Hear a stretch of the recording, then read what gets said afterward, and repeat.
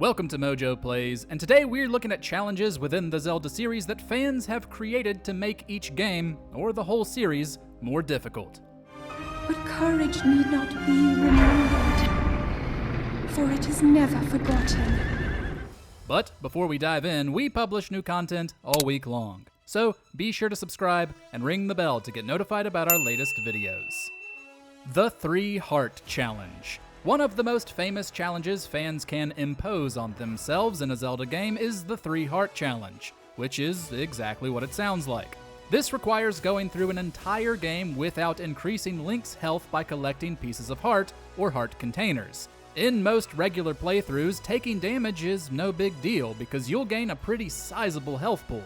But when that health pool is so small, every combat encounter has the potential to be devastating. There are games where this can't be done, like A Link to the Past, where you're forced to collect a heart container after defeating a boss in order to gain the pendant or crystal. You can still die as many times as it takes to complete this challenge, which is nice because that will probably happen a lot.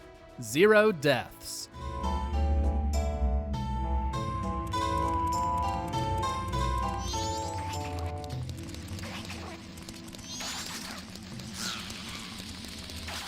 None of the games in The Legend of Zelda have a permadeath mode, but that hasn't stopped players from acting like they do. Another challenge that's pretty self-explanatory, the 0 deaths challenge requires you to beat a game without dying once. This is particularly difficult in the older games, like the NES entries.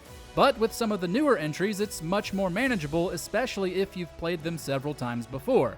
Plus, there's no rule against extending Link's health, unless you try to combine this with the 3 Heart Challenge, which sounds like a nightmare. Still, not having that safety net understandably adds more stress, though it actually does get you a reward in one game, Link's Awakening, which comes with a bonus ending scene for beating it without dying. The Uber Challenge. The Legend of Zelda: Ocarina of Time. Designed by GameFAQs user ManoCheese, the Uber Challenge of Ocarina of Time took on a life of its own, and it remains one of the most difficult fan-made challenges in the series. Some of the restrictions are simple, at least in concept if not execution, like never extending Link's health and never dying. There are certain item restrictions to also make things harder. You're only allowed one bottle, the one with Princess Ruto's letter, which is the only way you're allowed to use it. You can't get the fire arrows or Lens of Truth, nor any maps or compasses in the dungeons. The list is a lot longer than that though, and some of the rules require exploiting certain tricks and glitches.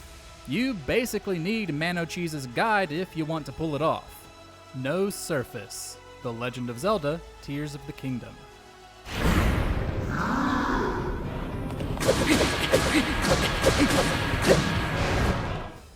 Not long after the release of Tears of the Kingdom, players figured out that you can beat the game without ever going into Hyrule proper.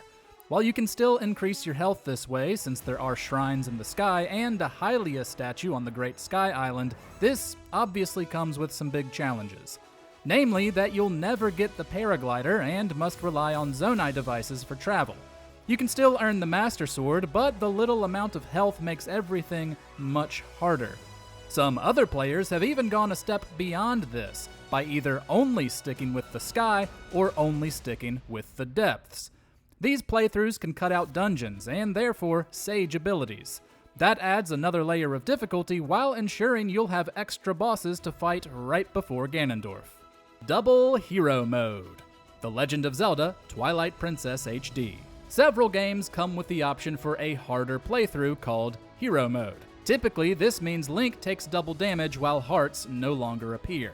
Naturally, pretty tough. However, with Twilight Princess HD, fans realized there's a way to make it even harder with the Super Smash Bros. Ganondorf amiibo.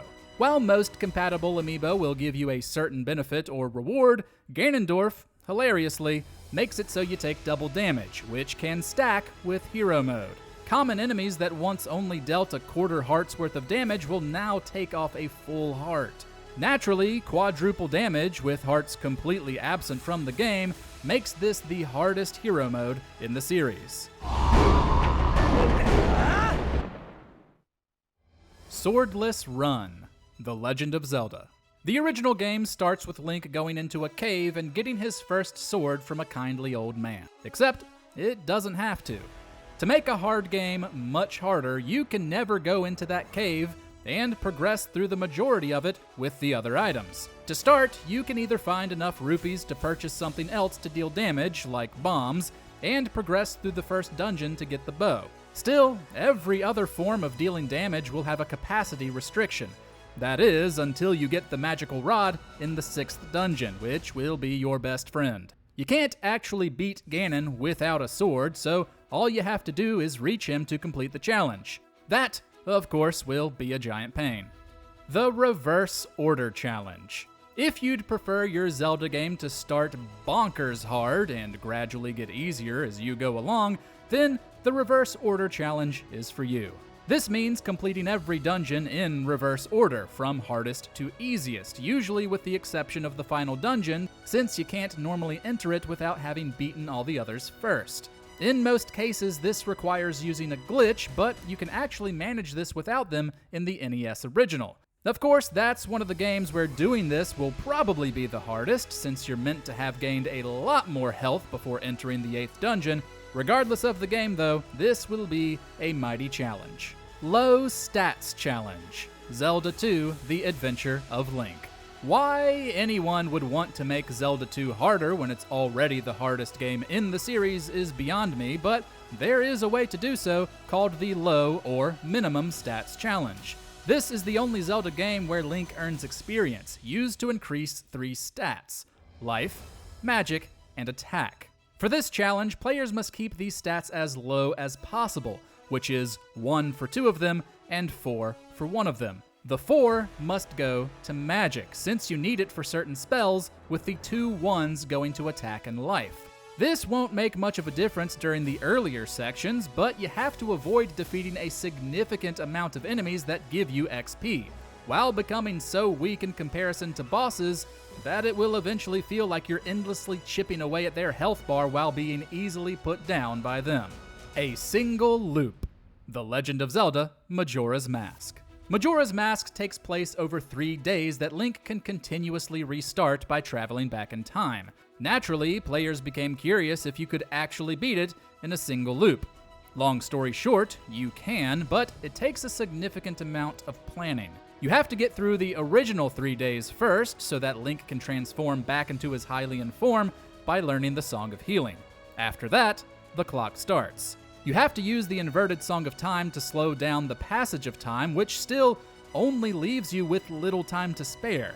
You're on a time crunch, certain things happen at certain times, and in order to be as productive as possible, it's best to do certain parts of the story out of traditional order. Understandably, it's pretty stressful watching the clock wind down on this type of playthrough.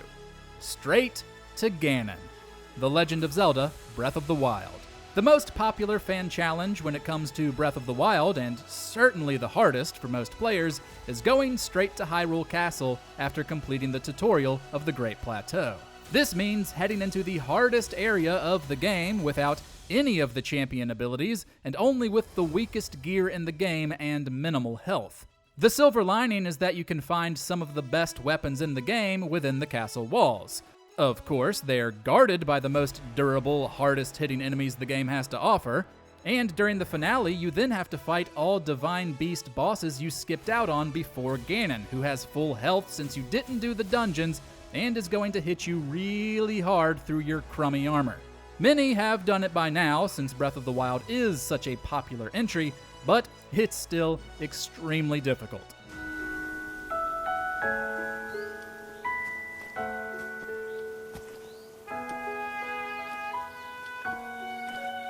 Have you completed any of these challenges? Props to you if you have, but share your experiences in the comments.